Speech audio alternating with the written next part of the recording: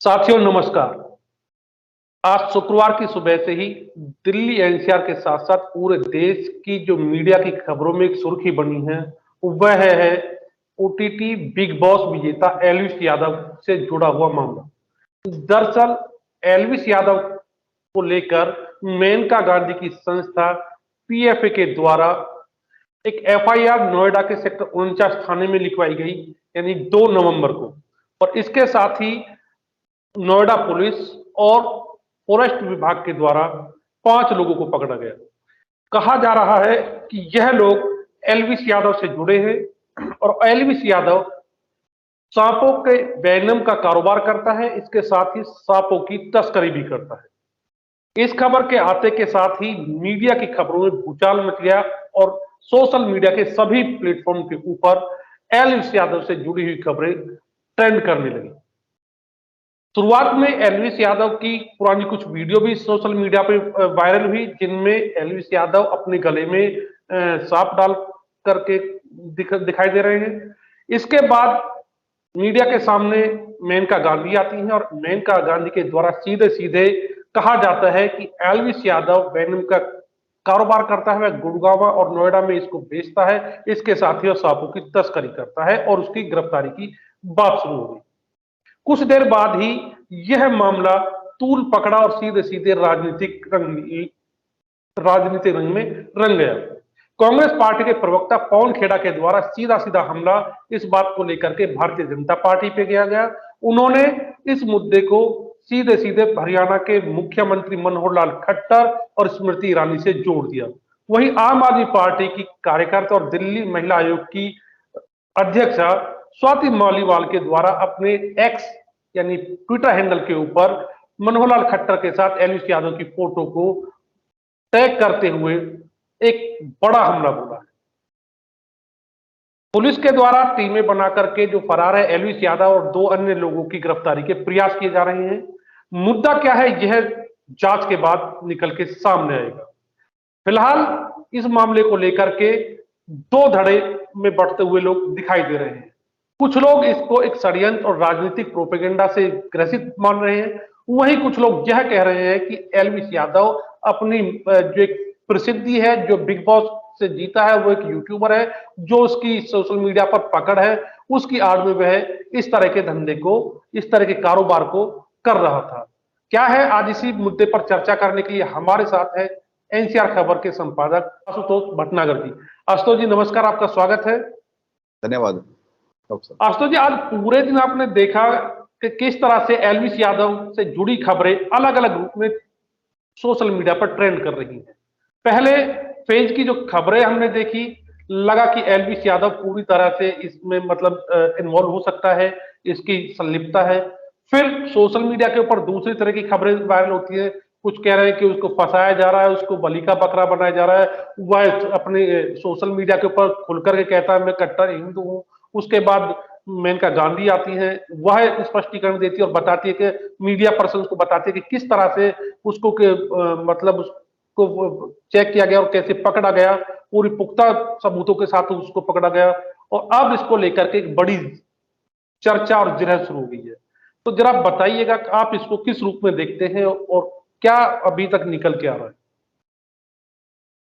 Doctor साहब देखिए, ऐसा है कि इस घटनाक्रम को अगर हम शुरू से देखें तो इसमें 2-3 बातें ऐसी हैं जो राजनीतिक तौर पर मानी जा सकती हैं कि इनको प्रोपेगेट किया गया है। मैं ये दावा नहीं कर रहा कि एल्विस यादव सही है या गलत है। जो बड़ी बात है वो ये है कि मेनका गांधी की संस्था के जो लोग हैं उन्होंने गौतम बुद्ध नगर के फॉरेस्ट डिपार्टमेंट को आज सुबह, जो समाचारों में आया है कि उनको बताया गया कल या शाम या आज सुबह कि भाई ऐसे ऐसे एक रेड करना है या एक स्टिंग करना है और ऐसे एक प्लान करना है पुलिस के साथ मिलकर। और उन लोगों ने जो भी इनके हिसाब से, मतलब मुझे ये नहीं पता कि इन लोगों ने फंसाया है या इन लोगों ने क्या करा है। इनकी एफआईआर जो के हिसाब से जो चीजें आई कि इन लोगों ने उसको फोन किया है, उसने किसी राहुल का नंबर दिया और वो अपने 6-7 लोगों को लेकर, सांपों को लेकर वहां पहुंचा।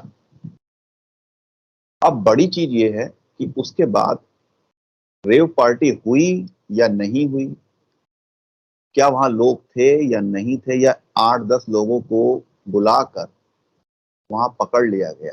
देखिए है क्या कि हमेशा स्टिंग ऑपरेशंस में पुलिस जाल बिछाती है, ठीक है ना। नॉर्मली जो स्ट्रिंग्स होते हैं या तो वो पत्रकार जाल बिछाते हैं कि वो किसी का स्टिंग कर लाते हैं, बाद में उसको डिक्लेयर करते हैं, या फिर पुलिस जाल बिछाती है। लेकिन यहाँ मामला एक संस्था द्वारा है कि उन्होंने सारा काम करा, बाद में पुलिस को इन्फॉर्म किया, फॉरेस्ट डिपार्टमेंट को इन्फॉर्म किया। तो यहाँ पुलिस और फॉरेस्ट डिपार्टमेंट डायरेक्ट पार्टी नहीं है। एक संस्था ने कुछ प्रोपेगेट किया है, कैसे किया है वो ना आप जानते हैं ना मैं जानता हूँ, और ना ही अभी तक किसी को पता है। ये सीधा सीधा एक आरोप का मामला है। अब इस आरोप पे प्रॉब्लम कहाँ हो रही है कि क्योंकि इस घटना के फौरन बाद एल्विश यादव का बयान जो है टीवी पर आ गया, इंस्टाग्राम पे उन्होंने डाला और उसमें कहा कि भाई इसमें मेरा कहीं कोई रोल नहीं है, मैं तो बाहर हूँ, यहाँ पर हूँ ही नहीं, अपने जो भी वो वीडियो वगैरह शूट करते होंगे। और अगर इसमें 0.1% भी सच्चाई है जो उनके वीडियो में है, मुझे नहीं पता जी। कि वो गलत है सही है। हर आदमी जब आदमी फंसता है तो पहली बार शुरू में वो यही कहता है कि भाई मेरा कोई रोल नहीं है।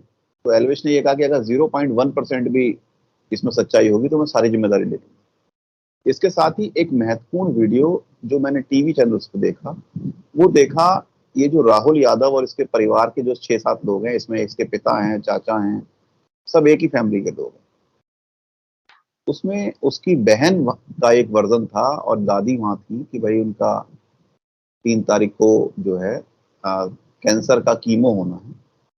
और उसने उसकी बहन ने बताया कि इसको 1,000 रुपए इस बात के लिए दिए गए कि तुम्हें जो है सांपों का वो दिखाना है क्या। ये लोग दावा कर रहे हैं कि शायद इन्होंने 31,000 या 30,000 रुपए जो भी मांगा है, ऐसा कुछ अमाउंट मांगा था राहुल यादव और परिवार जो वहां मौजूद था। उन्होंने कहा कि आप हमारे हालात देख लीजिए, अगर हम ड्रग्स का धंधा कर रहे होते, जैसा कि टीवी चैनल्स में और सारी जगह आ रहा है कि ये वेनम बहुत महंगा बिकता है, मतलब लाखों रुपए लीटर का इसका कोई प्राइस वगैरह होता है, तो इसका मतलब है कि कहीं ना कहीं इस पूरे खेल में प्रोपेगेंडा और षड्यंत्र ज्यादा है। और ये षड्यंत्र इसलिए भी कहा जा सकता है कि मेनका गांधी लगातार इस तरीके के आरोप कई जगह लगाती रहती हैं। कई बार वो कामयाब हो जाती हैं और कई बार उन्हें जो है पीछे हटना पड़ता है। इस्कॉन के मामले में हुआ, इस्कॉन पे उन्होंने आरोप लगाया कि उनके यहाँ गाय को लेकर उन्होंने कहा, और बाद में उन्होंने 100 करोड़ का मुकदमा उस पर मानहानि का। जहां एल्विस यादव ने ये बात कही कि मैं उत्तर प्रदेश के मुख्यमंत्री से अपील करता हूं कि मामले की निष्पक्ष जांच कराई जाए और यदि मैं 1% भी इसमें आरोपी पाऊं या संलिप्तता मिले तो मैं पूरी जिम्मेवारी लेने के लिए तैयार हूं। वही दूसरी तरफ मेनका गांधी के द्वारा जो बात कही गई, आपने भी वीडियो देखे होंगे, उन्होंने कहा कि यह पूर्व में भी कई तरह की इस तरह की वीडियो बनाता रहा है जिनमें सांपों से खेलता है, विदेशी लड़कियां इसके मतलब पास है। और यदि यह ऐसा नहीं करता तो ये सांप आते कहां से।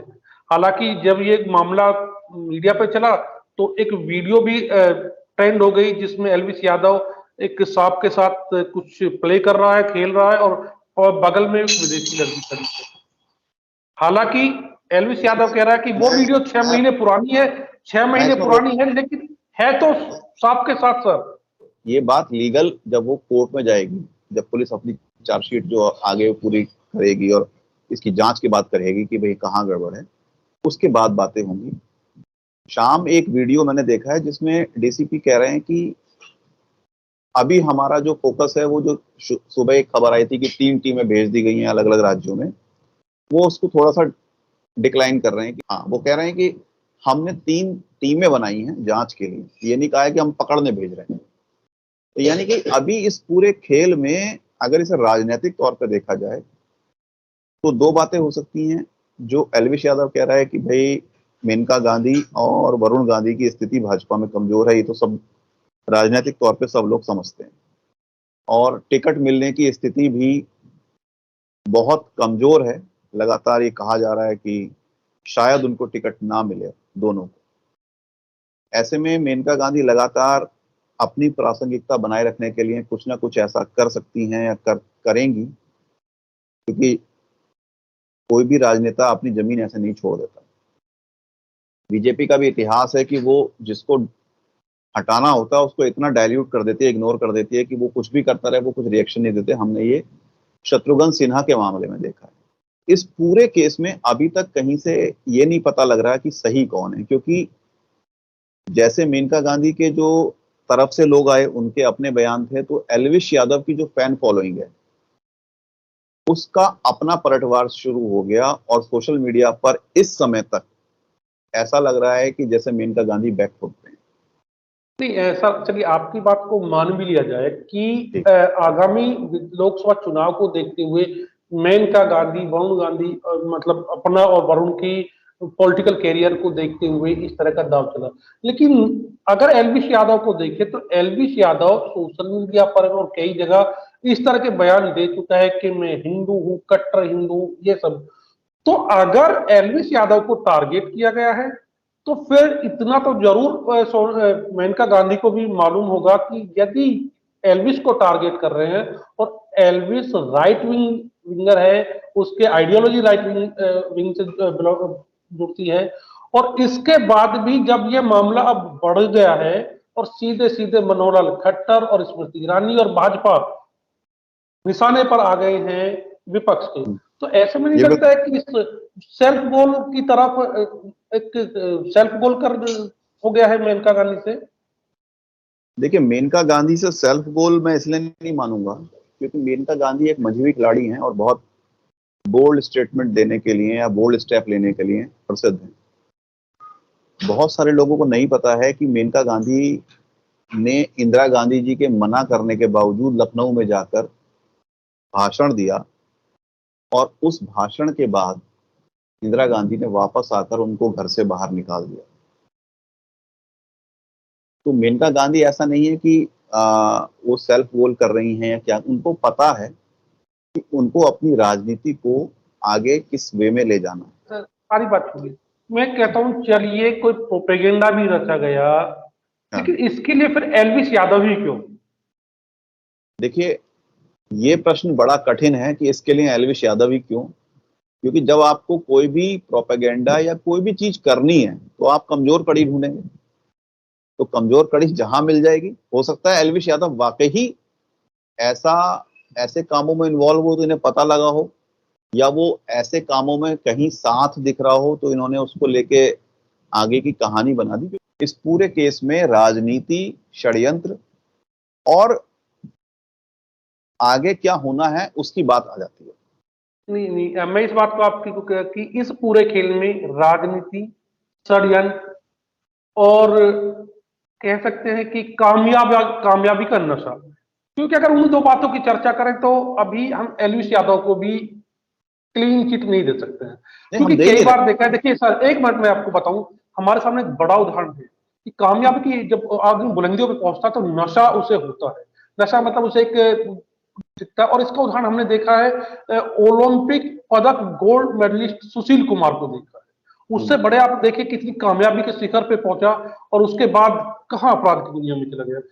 तो अभी मुझे ऐसा लगता है कि एल्विस यादव को भी क्लीन चिट देना बहुत जल्दबाजी है, और मेनका गांधी और पीएफए के द्वारा जो एल्विस यादव पे आरोप लगाए जा रहे हैं उनको भी एकदम सत्य मान लेना, यह भी मुझे लगता है कि बिना जांच के एक तरह से एल्विस यादव के साथ नाइंसाफी होगी। वरिष्ठ पत्रकार हर्षवर्धन ने भी आज अपने ट्विटर हैंडल से एक ट्वीट किया है, और उन्होंने भी यही जो मैं बात ये कह रहा हूं यही कही है कि जिस तरह से दोनों पक्ष एक दूसरे के सामने खड़े होकर के अपनी बात कर रहे हैं, उचित होगा कि पुलिस इस मामले की छानबीन गहराई तक और जल्द से जल्द करे। बहुत बहुत धन्यवाद आशु जी, आपने लगभग लगभग हमारे इस जो आज की परिचर्चा थी इसमें हमारे विषय के हर मुद्दे के हर पहलू को छुआ, हर पहलू पर आपने प्रकाश डाला, उसके लिए धन्यवाद। हमारी धन्यवाद। चैनल पे आप आते रहिएगा, आपका स्वागत है। साथियों, आज की इस वीडियो में सिर्फ इतना ही। आपको हमारी परिचर्चा कैसी लगी, इस परिचर्चा के कंटेंट यदि आपको पसंद आए हो तो हमारी वीडियो को अपने साथियों के साथ शेयर कीजिए। वीडियो के बारे में अपने विचार कमेंट बॉक्स में लिख के अवश्य बताएं। आपसे अनुरोध है कि हमारे चैनल को सब्सक्राइब जरूर करें। नमस्कार। नमस्कार।